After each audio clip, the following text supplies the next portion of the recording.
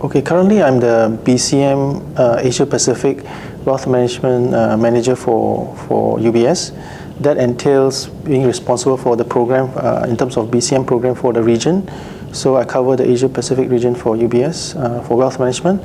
And I basically look into program implementation, documentation of BCM, testing of the BCM programs, and also ensuring monitoring the readiness of the whole BCM aspect for UBS. So that entails most of my responsibility. For me, I see two key challenges for BCM managers. The first one is BCM is sometimes can be quite wide and quite complex for people to understand. And I feel that for BCM managers, we need to ensure that we make it simplify it to a day-to-day people can relate to. So for example, like business impact analysis, some people don't even understand what you're talking about in that respect. So we need to be able to explain what it is simply and also relate to them in the sense that what it means to them when you do the impact analysis. For example, we talk about service objectives, how it affects the service. Then we talk about business impact. And I think relating to them on a day-to-day basis helps them to understand a bit more. So that will be the first challenge for a BCM manager, to make sure that things are easily understood and then people can commit to what they need to do from a BCM perspective.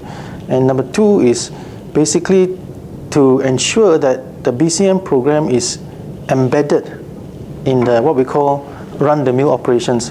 So the BCM program is not an activity that is only for a project for a year or two. It's a program that needs to be embedded into the whole life cycle of the company. So making sure that all the activities are embedded into the run-the-mill operations. For example, making sure that in terms of change management, making sure that your IT projects includes the BCM changes. Number two is things like risk reporting. If there are risk issues relates to BCM, it should be escalated through the normal risk reporting, things like that. So making sure that BCM is embedded into the whole company's culture. Yeah, I think that will be a challenge for the BCM manager. Okay, I plan to cover basically the first thing is the main drivers. What are the critical drivers for us to understand first how to develop a strategy, a BCM strategy, also a disaster recovery strategy for the business. So I will be explaining about what are the drivers to help us to determine that. And number two is I will explain also the 4 or 5 strategies that we can apply for both BC strategy or business continuity strategies, and another 4 or 5 strategies for disaster recovery strategies for the IT. So I will explain in details in that presentation to talk about those specifically for those strategies that we want to employ for the business. In my view, disaster recovery strategy normally relates to IT-related infrastructure or recovery. So basically that is what I view as disaster recovery, things relating to the IT infrastructure.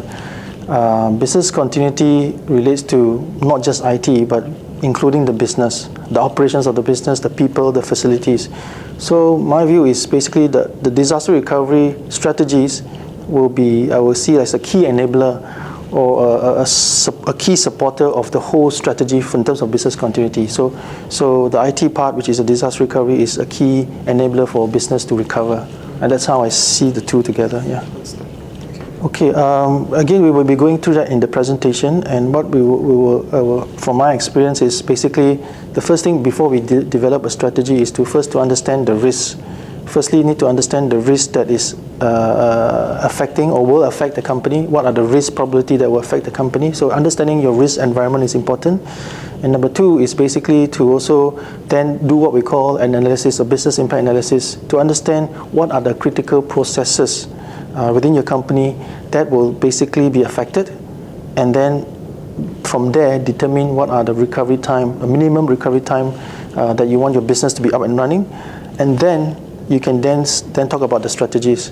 So I think without doing the two, which is the risk and the business impact analysis, you won't have a good understanding of it. And so by doing those two, understanding where you come from, then we can develop those strategies and subsequently apply those 4 or 5 strategies that we're going to share later on in the presentation.